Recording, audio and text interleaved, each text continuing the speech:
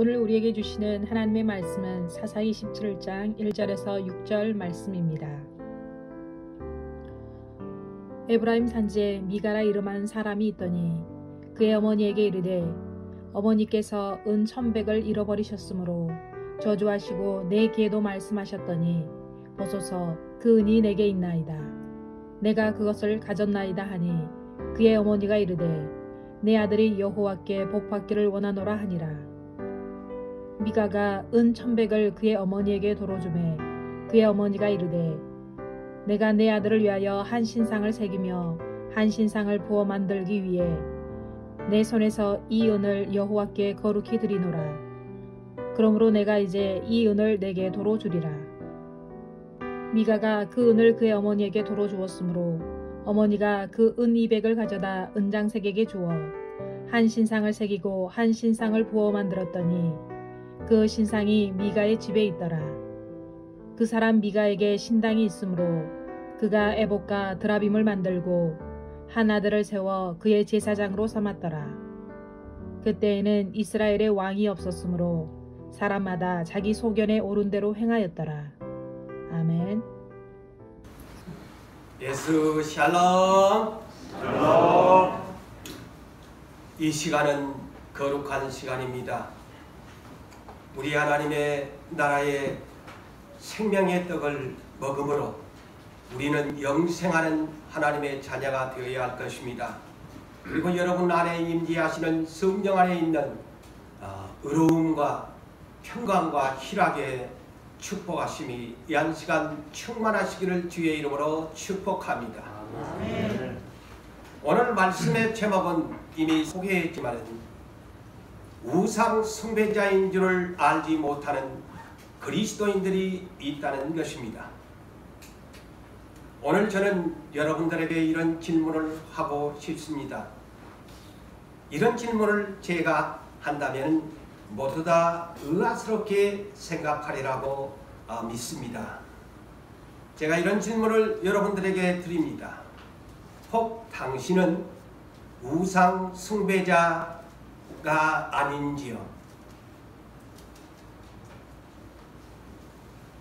제가 이렇게 질문을 하니까 여러분 기분 나쁠 수도 있습니다. 무슨 그런 섭섭한 말씀을 하십니까? 나는 오늘날까지 어떤 형상 앞에서든지 예수를 영접하고 난 후부터 나는 예수를 잘 믿습니다. 나는 우상 숭배한 일이 절대로 없습니다. 나는 예수를 영접한 후부터 나는 십계명을 지키는 사람입니다. 그래서 하나님에 대한 사랑, 이웃에 대한 사랑 나는 행하면서 살고 있습니다. 우상 숭배라고요? 무슨 그런 말씀을 하십니까? 자, 어느 날 부자가 되었고 젊은 청춘의 청년이요 국가의 쓰임을 받는 관원의 신분을 가진 어떤 자가 예수님을 찾아와서 어떻게 하면 영생을 얻을 수 있을까요? 그러자 주님께서는 십계명을 지키라고 말씀합니다. 그럴 때 이 사람은 방금 우리가 나는 우상 숭배자가 아니라고 한 것처럼 나는 어려서부터 십계명을 지키고 살았습니다. 나는 하나님의 말씀대로 살았습니다. 당당하게 예수님에게 언급을 했습니다. 그러자 주님은 그래, 그런데 네가 말한 것처럼 한 가지 부족한 것이 있다. 그러므로 네 재산을 다 팔아서 가난한 사람들에게 나눠주어라. 할 때에 재산이 많은 거로 슬픈 기색을 하면서 근심하면서 주님을 떠났다고 이렇게 기록하고 있습니다. 이와 같이 이 부자 청년 관원처럼 나는 우상 숭배자가 아니라고 당당하게 하나님 앞에 여러분 말하실 것입니다. 우리는 물론 하나님께 예배하는 워시퍼입니다. 각 워시퍼. 나는 하나님께 예배하는 자입니다. 그런데 오늘 제목처럼 여러분들 중에는 여러분 자신들이 스스로 깨닫지 못하고 알지 못하는 우상 숭배자가 있다는 사실을 오늘 이 설교를 통해서 깨달으시고 정신 바짝 차리시고 하나님을 올바르게 성경에 입각해서 하나님을 섬기시기를 바랍니다. 우상 숭배자, 영어로 unidol worship. 다시 말씀을 드릴까요? unidol worship. 아이돌이라는 말이 우상 숭배라는 뜻이에요. 그래서 오늘날 뭐 아이돌 합니다만은 내가 아이돌 워시퍼가 되어서는 아니 됩니다.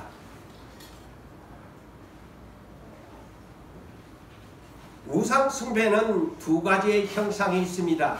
그 첫째는 보이는 형상을 숭배하는 사람이 있고, 두 번째는 보이지 않는 우상 숭배자가 있다는 것을 아마 여러분들은 상식적으로는 그렇게 잘 알고 있습니다.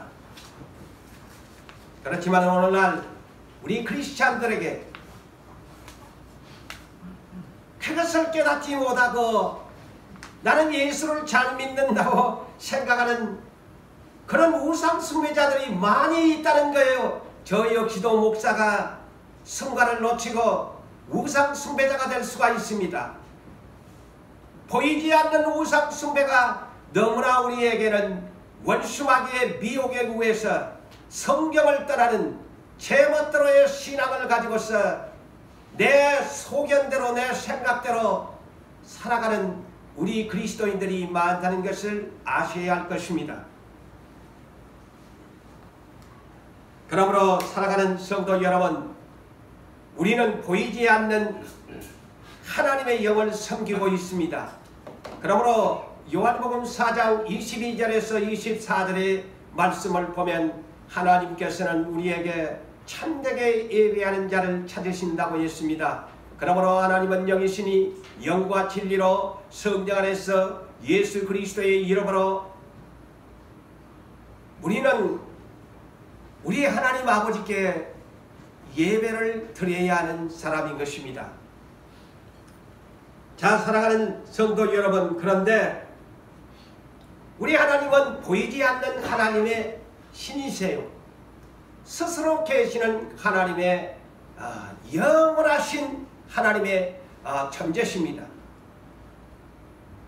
그런데 우리는 다른 보이지 않는 우상을 숭배하고 있습니다. 보이지 않는, 내가 보이지 않는 우상 숭배. 하나님을 내가 섬긴다고 하면서도 이양시간도 마찬가지예요. 지금 여러분은 하나님께 나왔지만은 오늘 설교를 들으면서 우리는 정말 회개할 것들이 많습니다. 무지하게 하나님을 섬기는 그런 무식한 크리스찬들이 너무나 많다는 것입니다. 그러므로 우리는 깨달아야 돼요. 우리는 계시록 3장 14절 이하에 보면은 알지 못하고 살아가는 라오디게아 교회를 성령께서는 책망하셨지요. 왜 내가 알지 못하고 살까? 왜 내가 깨닫지를 못하고 살까? 이것이 가장 문제인 것입니다. 라오디게아 교회는 부자교회였습니다. 그들은 부자교회를 자랑하면서 살았습니다. 그렇지만 하나님의 성령께서 판단하는 진단은 5가지를 알지 못하고 살았다고 했습니다. 그 첫째는 하나님이 볼 때에는 너는 참으로 공고한 사람이다. 비참한 것을 알지 못하고 살아간다. 두 번째는 너는 가련한 인생이야. 너의 가련함을 알지 못하고 살아간다. 셋째는 너는 자칭 부자라고 하지만은 하나님 나라에 너는 가장 가난한 것을 알지 못하고 산다. 내 죄는 너는 육적으로는 모든 만물을 네 자신있게 안목의 정욕을 가지고 보고 살아가지만 하나님 나라에 너의 눈은 맹인이야. 하나님을 보지 못하는 사람이야. 다섯째는 너는 지금 부자라고 해서 화려한 옷을 걸치고 와서 하나님을 섬긴다고 예수 이름을 부르고 있지만 내가 볼 때는 너는 뻘거벗은 몸으로 와서 너의 수치를 드러내고 있다 라고 말씀하고 있습니다. 이것을 라오디게아 교회는 알지 못하고 하나님의 이름을 부르면서 예수의 이름을 부르면서 섬긴다고 성령께서는 이 교회를 책망하고 진단하신 것입니다.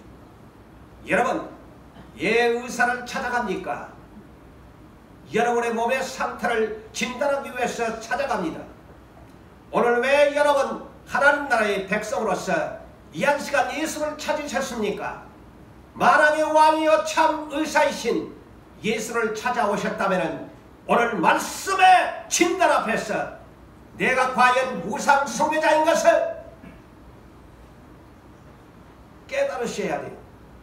물론 우상 숭배를 안 하는 분들도 정말 진실하게 의인답게 살아가는 성도들도 있지만 소크라테스가 말한 것처럼 너 자신을 알라고 했는데도 알지 못하고 살아가는 성도들이 많다는 사실 앞에 오늘 우리는 주목하고 여러분의 자신의 잘못된 것을 깨달아야 할 것입니다.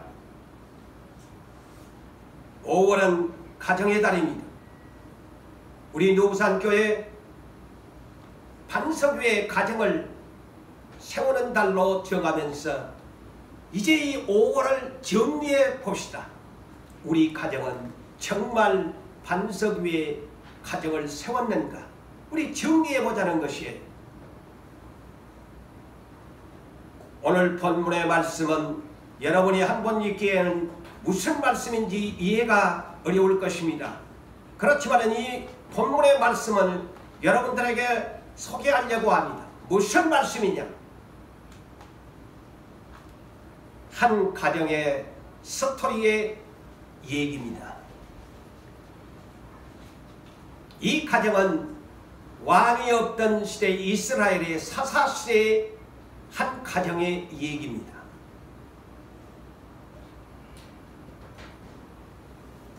에브라임 산지에 어머니의 이름은 기록되지 않았고 아들의 이름은 미가라고 소개를 합니다. 미가.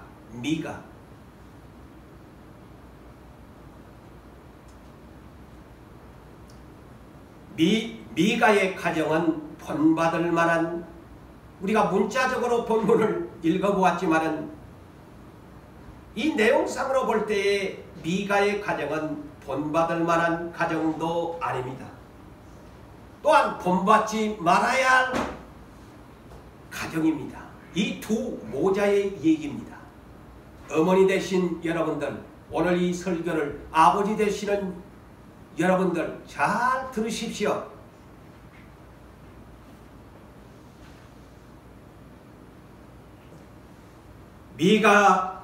미가의 어머니가 평생토록 애써서 모은 돈, 은 1,100냥 잃어버렸습니다. 어느 날 몽땅 잃어버렸습니다. 어느 도둑놈이 이 은 1,100냥을 몰래 훔쳐가 버렸습니다. 작은 돈도 아닙니다. 대략 10년 동안을 내가 먹지도 않고 마시지도 않고 입지도 않고 차곡차곡 쌓여도 대략 3, 4억 정도의 돈에 해당되는 그 금입니다. 이런 돈을 미가 어머니가 어떻게 벌었을까요?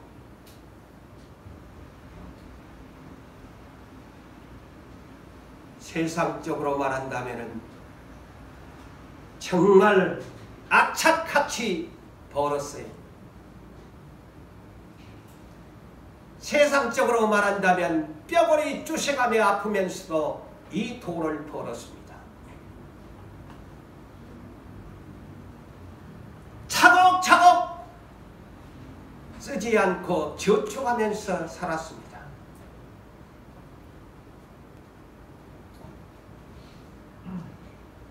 한마디로 말한다면 정말 내 몸을 희생하면서 벌었던 피같은 은천백냥입니다.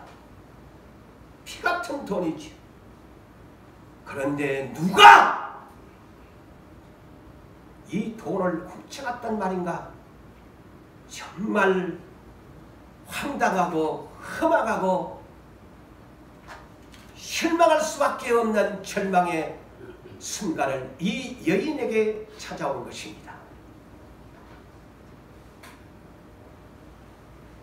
미가 어머니가 속이 너무나 상했어. 그 도둑놈을 향해서 이 본문에 보세요. 저주를 퍼부었다고 했습니다. 간단하게 기록됐지만 이 광경을 상상해 보세요. 얼마나 처절했으면 저주를 퍼부었다고 했습니다. 세상적으로만 여기서 흉내낼 수 없지만 일단 온갖 욕설을 퍼부었을 것입니다. 그런데 충격적인 도둑놈이 자기 아들이었습니다. 자기 아들이요, 도둑놈이. 여러분, 이 성경에 이런 대목을 읽어보셨나요? 저주를 퍼붓는 어머니의 욕설 앞에 이 아들이 자수를 합니다. 2절을 보십시오. 미가가 어머니에게 어머니께서 은천백냥을 잃어버렸으므로 저주하시고, 보세요. 저주하시고, 어머니가 뜬 놈이 내 평생 써보지도 아니하고 내가 뼈를 쓰시도록 무한한 돈을 어떤 도둑놈이 훔쳐갔단 말이냐. 저주를 퍼붓으니까, 욕을 퍼붓으니까 이 아들이 그들 견딜 수가 없어서 어머니께서 은천백냥을 잃어버렸으므로 저주하시고 나에게 내 귀에도 말씀하셨으니, 그러잖아요. 내 귀에도 들리도록 말씀하셨더니 보소서 그 돈이 내게 있나이다. 내가 그것을 가졌나이다.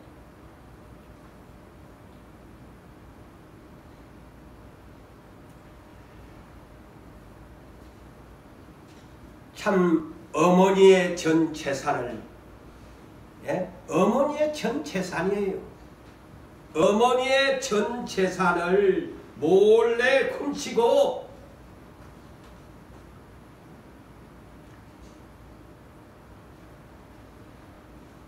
그런데 어머니가 막 저주를 욕설을 퍼부시니까 내가 훔쳐갔다고 자수를 합니다만 참 이 집안 이 내용상으로 볼 때 정말 이 집이 축복의 집입니까? 돈은 많아요. 이 집이 축복의 집입니까? 본받지 말아야 할 그런 집이지요. 미가의 집, 돈도 잃어버려서 중요한 문제지만 가장 중요한 것을 이 가정이 잃어버렸다는 사실을 이 본문에서 찾으셨습니까? 하나님을 잃어버렸습니다. 주 예수보다도 귀한 것은 없네. 오늘 우리가 찬송했지않아요. 이 가정은 가장 귀한 것이 돈이었습니다. 하나님이 없습니다.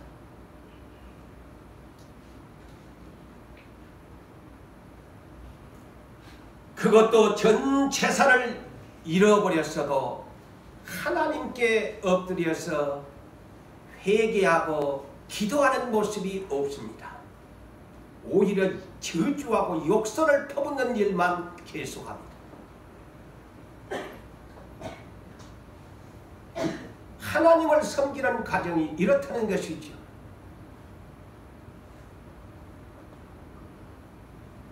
이 가정에는 하나님을 잃어버렸습니다. 하나님이 없습니다.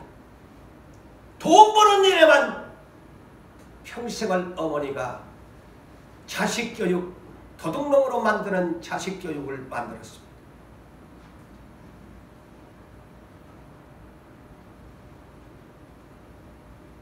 그나마 이 어머니는 또 한 가지 중요한 것을 잃어버리고 삽니다.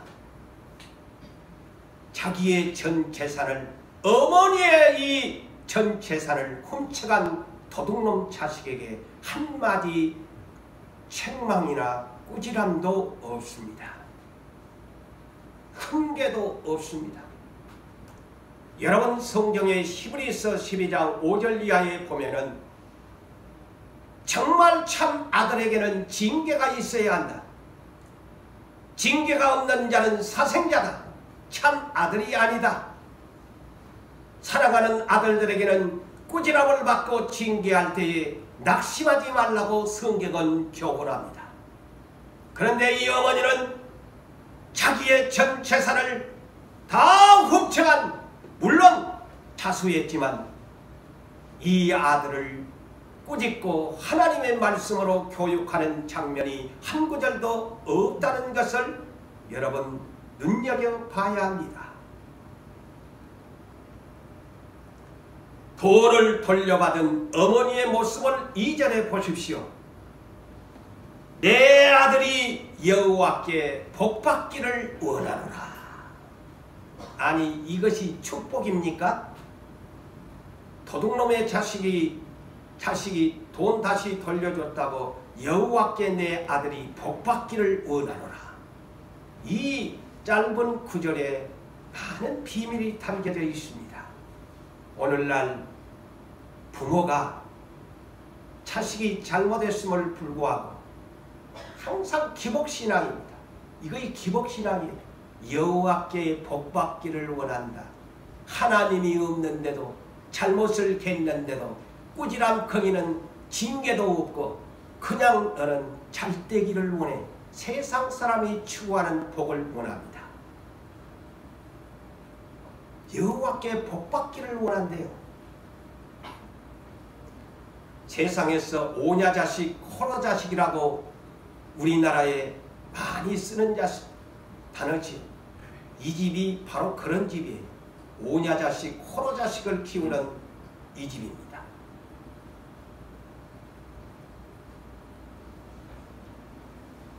더욱 또한 충격적인 스토리가 이어집니다. 두 모자가 하는 행동이 가관입니다.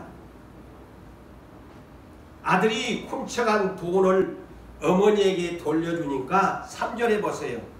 그의 어머니가 이르되 내가 아들을 위하여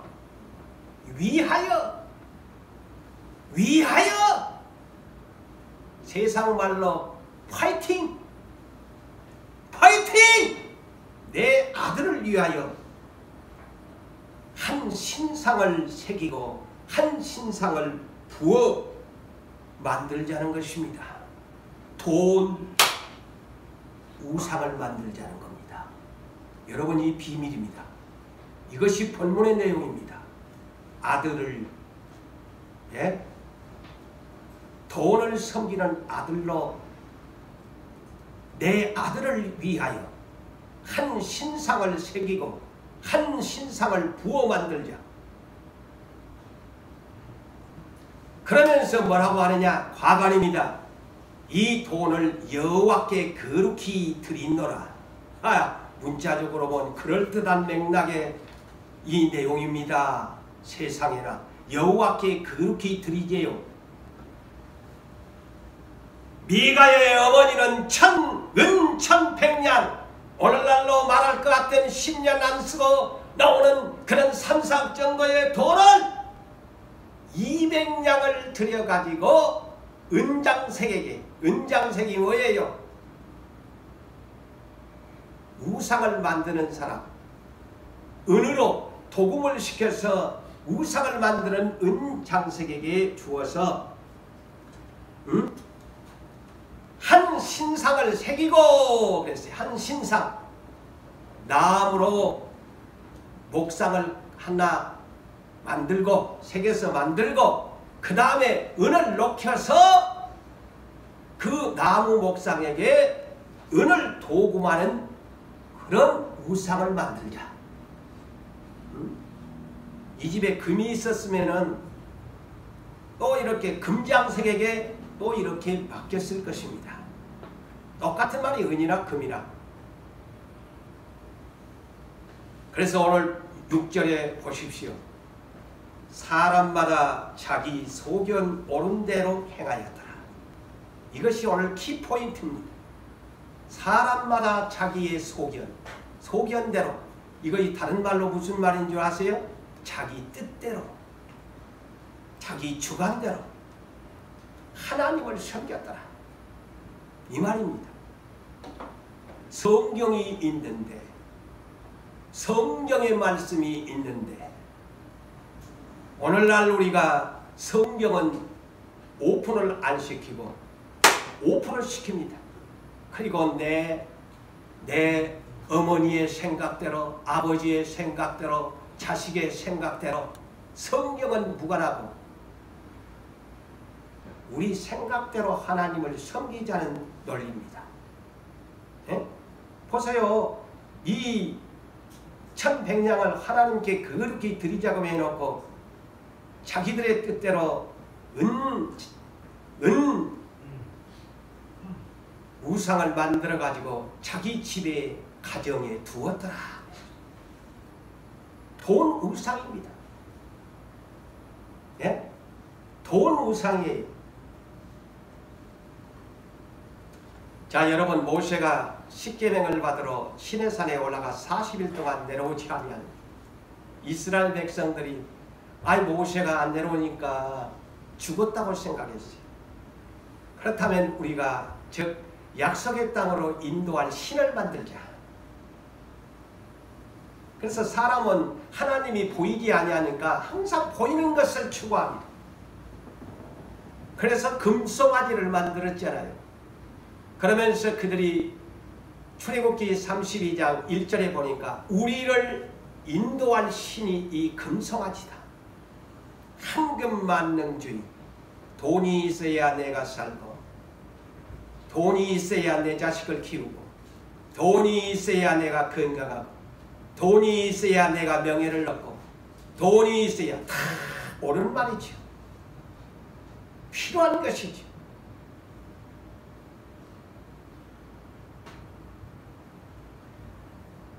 여러분, 자기 소견대로 자기가 만든 우상을 섬긴다는 거예요. 오늘날 여러분 가정에 오늘 또 이 설교를 들으면서 내 가정에 우상이 무엇인가 깨닫기를 바랍니다.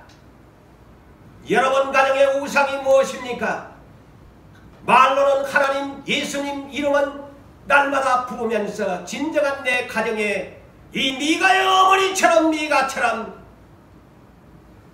돈 우상을 만들어 놓고 여러분들의 소견대로 오는 대로 말로는 하나님을 섬기면서 여러분들의 뜻대로 신앙생활을 하고 있지 아니합니까? 이런 신앙을 개혁해야 합니다. 예수보다 더 귀한 것은 다 우상인 것이에요. 아이돌이에요.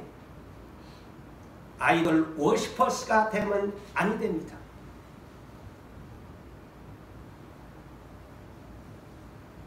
우리는 예수의 복음을 믿어야지, 예수의 복음을 이탈하여서 다른 복음을 믿으면 안 됩니다. 내가 7월달 정도 되면 이 다른 복음이 무엇인가를 전하려고 준비 중에 있습니다. 다른 복음, 갈라디아서 1장 6절에서 10절에 보면 다른 복음을 전하고 믿는 사람은 저주를 받을지어다 이렇게 기록되어 있는데, 오늘날 기독교인들이 예수의 복음, 하나님의 말씀을 믿고 살아야 하는데 다른 복음이 뭘까요? 뭐 쉽게 얘기하면 여러 종류들이 상식적으로 있지만 가장 내 자신이 알지 못하는 기복신앙입니다. 기복신앙적인 신앙 스타일을 가진 사람들, 다른 복음을 믿는 사람이에요. 세상 사람이 추구하는 그런 복! 아까 이 어머니가 그러잖아요. 여호와께 복받기를 원하노라. 아니 우상을 만든 집에서 여호와께 복받기, 이거 다른 복음이지 뭐. 다른 복음이지 뭔 복음이야. 아니 여호와께 복받기를 자기 아들을 위해서 빈다고 해놓고 우상을 만들어? 이런 것이 다른 복음이요. 기복신앙이라는 거예요. 기복신앙이에요. 예수를 믿어야지. 예수 말씀을 믿고 따라야지. 오늘날 그리스도인들이 아까도 말했지만 성경은 다 적어놔요. 어떤 문제가 오면 말씀은 다 딱 닫고 자기들의 생각대로 예수 믿어. 그게 문제죠. 그게 해결의 대상이요. 여러분, 여러분의 자식이 이 미가의 자식처럼 어머니 돈 훔쳐가고 또 어머니는 그 돈 주어가지고 서로 합심해가지고 돈 우상 만들어 놓고 여호와께 복받기를 원한다.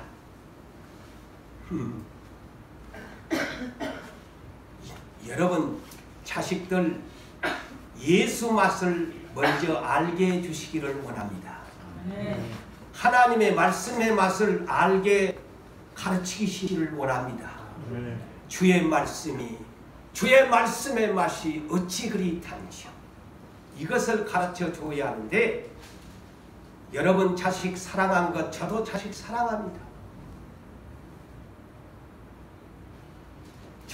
저도 자식들 때문에 오늘날까지 눈물 흘리면서 살아왔던, 충격도 받았고 여러 가지의 모든 경험도 했던 저입니다.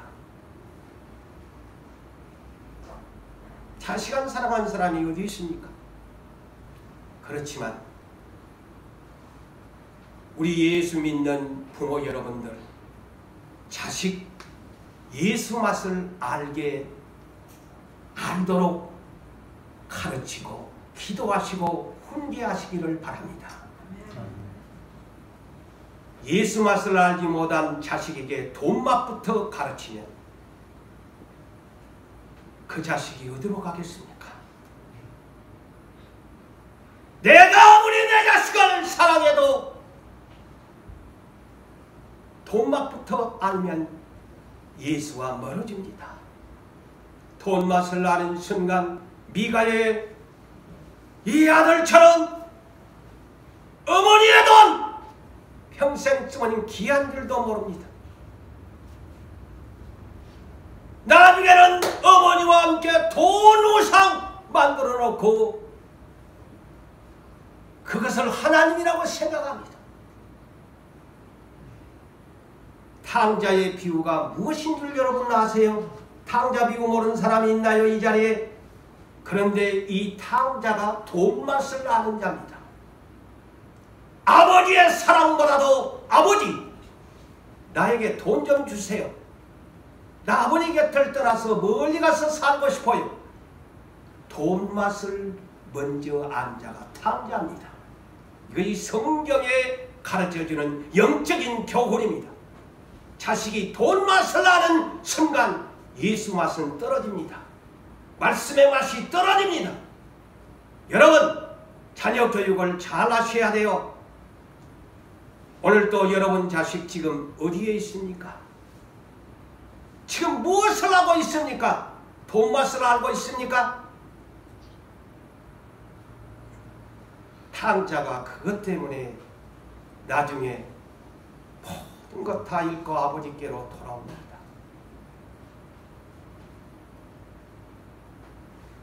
돈 맛을 아는 순간부터 그 자식은 다른 복음으로 기복신앙으로 흘러가 버립니다.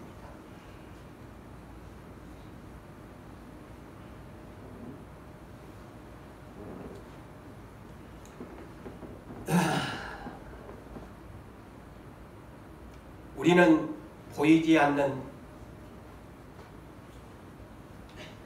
이 우상 숭배를 모르고 살아갑니다. 아까도 말했지만 나는 보이는 형상, 나는 숭배하지 않고 살아갑니다. 10계명, 1계명에서 2계명, 하나님의 다른 신을 섬기지 말라. 하늘에 있는 것, 땅에 있는 것, 저 바다 물속에 있는 어떤 형상이라도 만들지 말고 그것을 섬기지도 말고 절하지도 말라. 나는 그것 안 섬기고 나 하나님 지금 잘 섬기고 있습니다. 이렇게 여러분이 말할 거예요. 아닙니다, 여러분. 이제부터 들으세요. 내가 어떤 우상을 섬기고 있는가? 내가 아이돌 어시퍼스가 돼서는 아니 됩니다.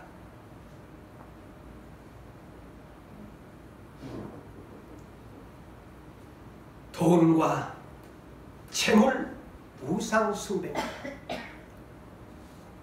하나님보다 돈과 재물을 더 사랑하는 사람은 우상 숭배자입니다.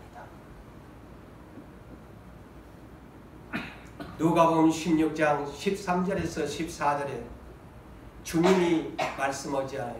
두 주인을 섬기면 안 된대. 두 주인을 섬기면 하나는 중히 여기고 하나는 경히 여길 수밖에 없다. 이 말이 무슨 말이냐? 하나님과 재물을 겸하여 섬길 수 없느니라. 네 주인이 누구냐? 하나님이니? 네 주인이 돈이니? 아마 보편적인 장성한 그리스도인이 아니고는 네 돈을 택할래 하나님을 택할래 하면 내 주인은 돈 머니 가십니다.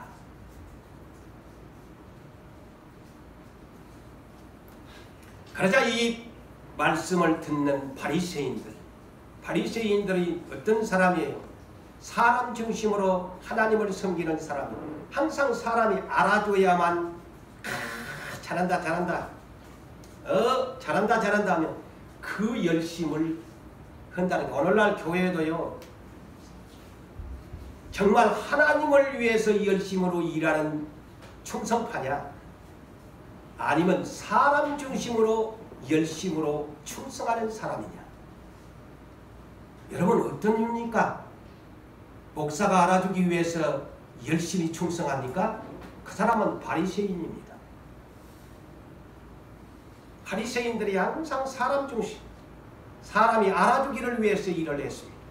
몰라주니까 시험 들고, 몰라주니까 떠나가고, 몰라주니까 목사님이 나 몰라주지 않아요. 그래서 나 내년부터는 일 안 할 거예요. 다 바리새인들이에요. 응? 바리새인들이에요.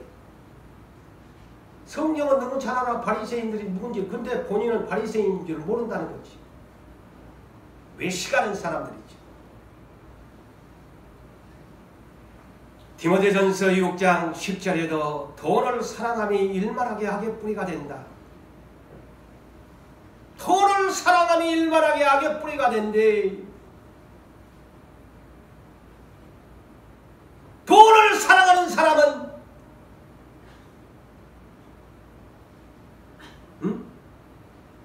미혹을 받았어. 미혹을 받았어. 돈신 앞에 미혹을 받았어. 믿음에서 떠나게 되어지고 자기를 찔러버리게 된다. 자폭행위가 된다는 겁니다. 이 성경에 기록하고 있습니다.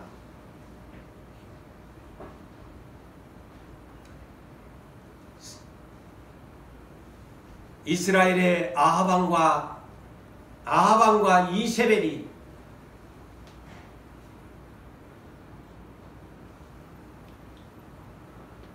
통치하는 그러한 이스라엘 나라 3년 반 동안 하나님이 미워서 기근을 주었습니다. 흉년이 들었습니다. 비가 오지 않습니다.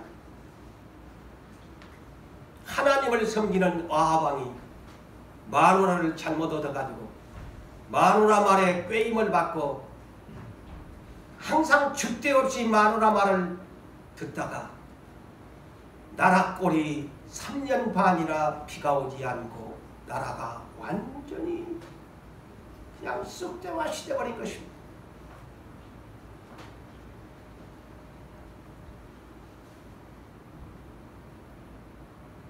그런데 이 이스라엘 나라에 이세벨 마누라로 인하여 우상이 들어왔잖아요. 무려 이 우상이 거짓 선지자가 바알 신을 섬기는 이거이 다 다른 복음이에요. 바알 신이 뭘까요? 풍요의 신입니다. 부자 되는 신. 그래서 기복신앙이 다른 복음이라는 것이죠. 자, 아세라 신 이거는 아이를 막 쑥쑥 성풍 다산의 신이여 여신이여.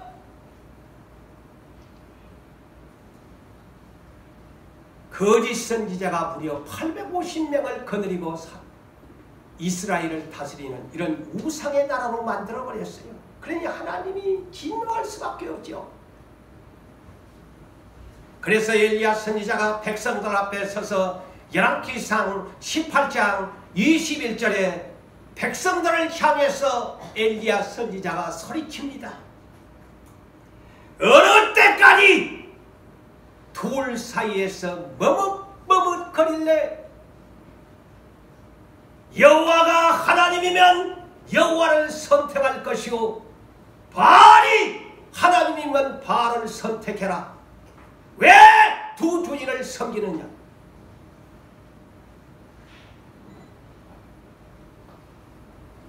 이 두 주인을 섬기다가 3년 반 동안 재앙을 맞지 않습니까?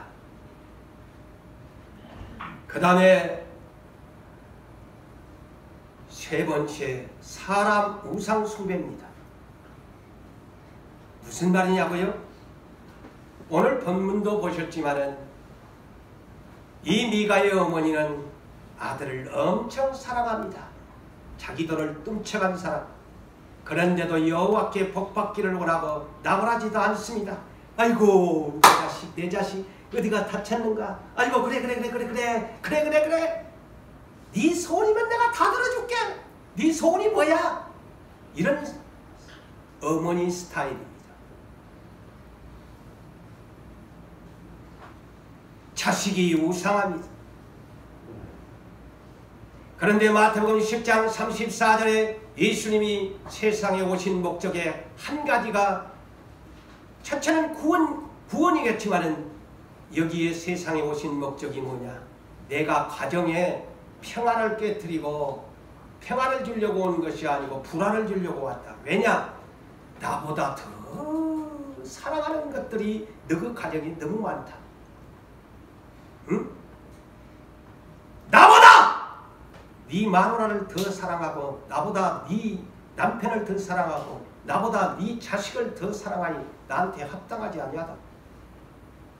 네 집안 원수가 누군 줄 알아? 네 가족이다.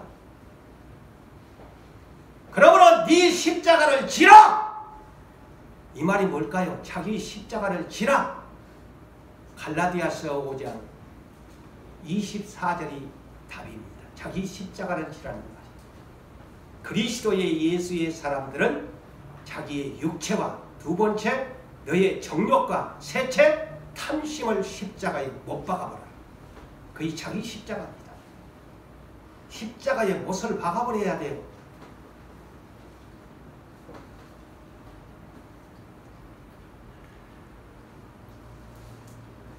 아브라함은 하나님 앞에서 이 자식 사랑에 대한 두 번의 시험을 치렀습니다. 그러면 이 본문의 미가 어머니와 아들의 관계를 이해할 것입니다. 이 설교를 들으면서. 아브라함은 무자였습니다. 그러나 약속을 받았습니다. 하늘의 별처럼 바다의 모래알처럼. 그런데 자식을 안 줘요. 약속의 가나안 땅까지 왔는데 10년이 돼도 내 마누라에게 자식의 소식이 없어. 그런데 또 마누라가 꾀입니다. 여보, 안 되겠다. 내가 시기 질투나지만 나도 이 집에 시집 왔는데 후손이 없으니까 내 계집종 하가를 줄 테니까 오늘 밤 한 번 잠자리를 하시오.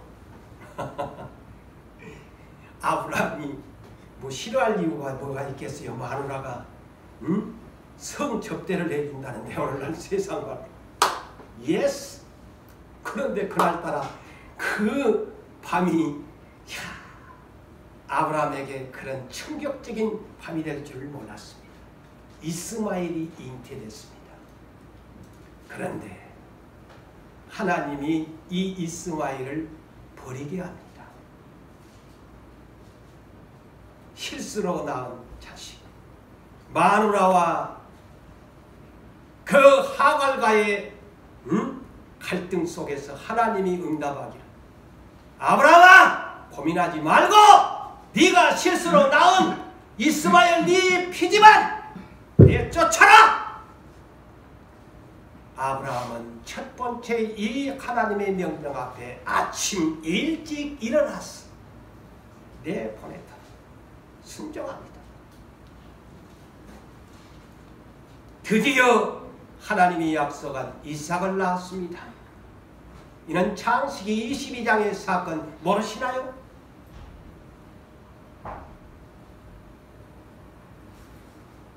번제물로 불에 그 자식을 번제는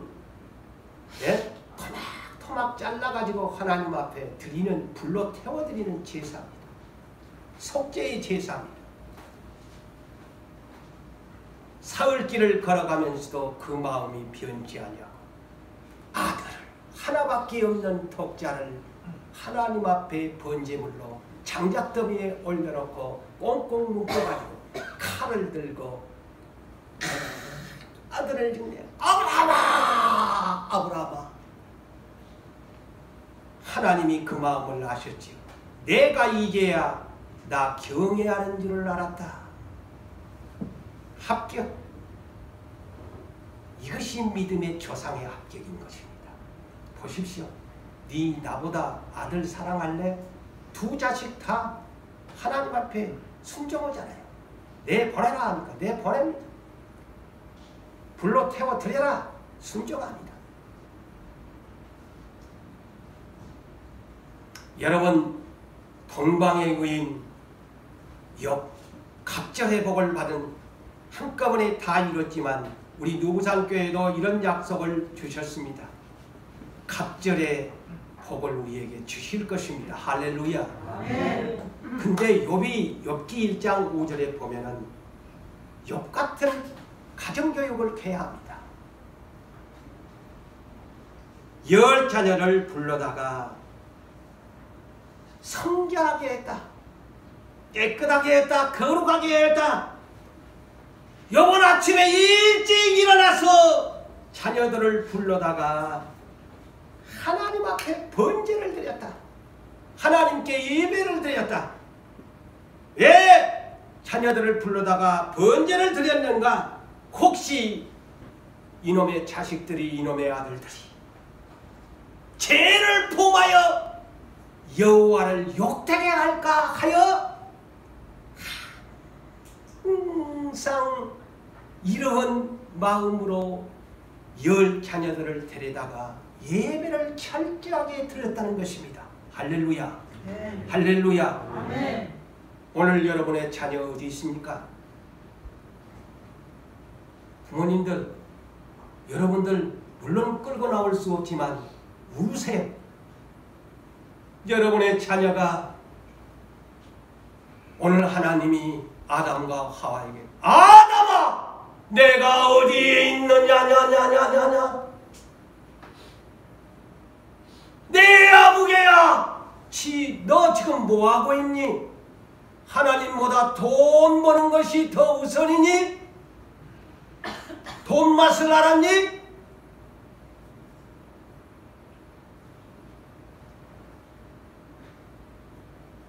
탕자를 만들지 마세요. 탕자가 다시 말할까요? 아버지의 재산을 욕심을 낸 겁니다. 아버지, 재산 분기 나한테 주세요. 돈 맛을 알잖아요. 이놈의 자식, 호로 자식인 거예요. 나중에 죽으면 다 물려줄 것인데 살아생전에 뼈 빠지게 모은던 자식놈 새끼가 돈 맛을 알아가지고 부모의 뼈 빠진 돈을 지가 벌어가 자수성가할 생각을 안 하고 이 탕자가 내난한 거예요.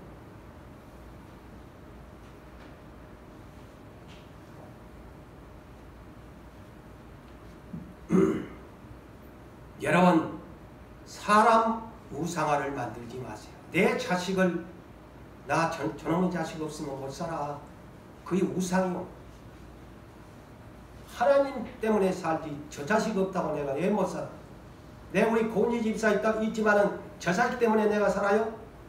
하나님 때문에 살지?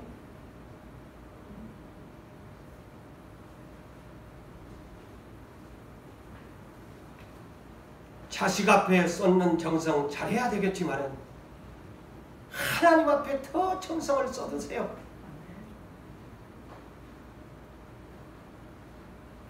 그리고 자기 우상화를 만들지 마세요. 저 역시나 이 오래 계시는 여러분, 내 능력이 있다고, 내 가진 것 좀 있다고 위세 떨지 마세요. 그게 자기 우상화입니다. 에레미야 9장 23절에 하나님이 이 세 가지를 우리에게 당부합니다. 너 지혜롭다고 자랑하지 말아요. 네 돈 좀 갖고 있다고 부 자랑하지 마라. 네 용감하다고 너 용맹성 자랑하지 마라. 다 이거 우상입니다. 자기 우상합니다. 예수님의 마귀의 세 가지의 시험 가운데 이 자기 우상화의 한 가지가 뭔 줄 압니까? 성전 꼭대기로 데려 올라가서 네 능력이 있다며, 네 하나님의 아들이라며, 너 능력이 있어서 네가 뛰어내리면 천사가 와서 네 발바닥 안 다치게 붙들어 준다며, 한번 뛰어내려봐. 그게 뭐냐? 자기 자랑. 예수님을 살살 꼬시는 거예요. 네 한번 능력 한번 자랑해봐. 완전 아이돌 스타가 될 거야. 예수님이 사탄아! 물러가. 내 자랑 안 한다. 이거 예수님의 시험이에요. 근데 오늘날 우리는 비즈니스의 어떤 관계에서는 내 명함이나 어떤 나의 스펙을 내놓고 상대에게 주는 것은 필요하지요. 그렇지만은 나의 스펙, 내 경력, 내 이력, 모든 사람 앞에서 자랑하지 마세요. 그게 자기 우상합니다. 오늘날 목사님들도 그런 목사님들 많아요. 네? 비즈니스에서는 필요하지만 자기의 우월감, 능력, 그게 자기 우상합니다. 그리고 쾌락! 우상 숭배자가 있어요. 하나님보다도 세상적인 그런, 그래서 디모데후서 말세에 고통하는 때가 이를 것인데 뭐냐? 쾌락사. 하나님보다도 쾌락 사랑한 것이 쾌락이 우상. 오늘 예배인데도 세상적인 쾌락이 더 우선이라서 그것을 쫓아간다면 그는 쾌락 우상 숭배자입니다. 예? 왜 그것을 모르고 사시나요? 예배 드리는 시간인데 TV에서 막 무슨 무엇을 한다, 무슨 좋은 프로그램을 예배 빼먹어야지. 그게 쾌락사랑이지 뭐예요? 오락사랑. 하나님보다 더 좋아하는 거예요. 탐심! 우상 숭배자. 골로새서 3장 5절에 탐심은 우상 숭배. 내가 욕심이 많습니까? 지나치게 욕심이 많아요? 우상 숭배자예요. 왜 근데 나는 우상 숭배 안 한다고 그래요? 내가 욕심이 많으면 우상 숭배자라니까요. 쾌락을 하나님보다 사랑하면 내가 우상 숭배자라니까요. 내 능력 자랑하고 싶은 것도 자기 우상화 숭배자예요. 완곡, 내 마음이 완고가 뭡니까? 고집스러운 사람, 고집불통의 사람, 자기의 생각과 자기의 주관대로 자기의 뜻대로, 오늘 6절의 말씀처럼 자기 소견대로 자기 뜻대로 행하는 사람. 대표적인 인물 사무엘상 15장 22절에서 23절에 사울왕이 대표적인 우상 숭배자죠.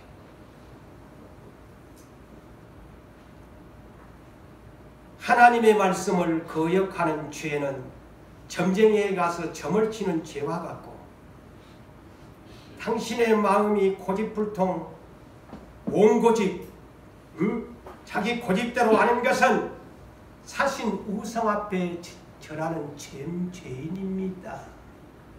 우상 숭배자여, 고집불통의 사람, 우상 숭배자란 말이요. 그리고 마지막 7번째는 사상이나 이념이 하나님보다도 더 위에 있으면 그것도 우상 숭배자입니다. 오늘날 대한민국이 사상 이념 때문에 동서 간의 갈등, 남북의 갈등, 사상과 이념. 이 사상과 이념이란 뜻이 뭘까요? 어떤 모든 사물의 사고나 생각이나 어떤 그런 견해가 그런 의식적으로 살아가는 것. 오늘날 목사도 그래요. 사상과 이념이 말씀 위에 있습니다. 그래서 오늘날 동서간의 갈등, 보수, 진보, 다 이것이 사상, 이념에 대한 거예요. 이것이 말씀 위에 있어서 목사도 아무리 목사라도 내가 누구를 지지한다 하면은 죽고 살고, 목사는 항상 말씀의 중심에 서야 돼요. 누구 편이 돼서도 안 돼요. 보수 편도 돼서도 안 되고, 보수가 돼서도 안 되고, 진보가 돼서도 안 되고, 언제나 예수 중심, 예수 중심, 말씀 중심, 하나님 중심. 사상과 이념이 하나님보다 더 위에 있어가지고 아무리 그 사람한테 말을 해도 이념의 갈등이 세면요, 내가요 그런 경험을, 내가 전라도 고향 땅을 밟았다가 내 조카들한테 그냥 혼통 김대중 대통령 시절 때 혼통 당했습니다. 그게 뭐야? 사상 이념 때문에 그래요. 예? 말씀을 맺습니다. 하나님을 잃어버리면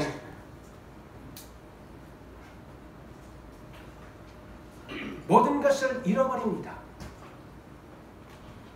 지금은 돈을 가진 것 같지만은 탕 자체는 언젠가 하나님이 사랑하는 자식이라면 매를 때려서라도 다 잃어버리고 하나님께로 돌아오게 합니다.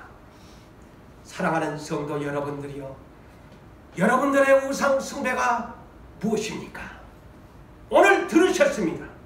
그렇다면 여러분들의 우상 숭배 이제는 내려놓고 오직 하나님 중심, 예수 중심, 말씀 중심으로 살아가는 우리 유부산교회 성도 여러분 되시기를 주의 이름으로 축복합니다.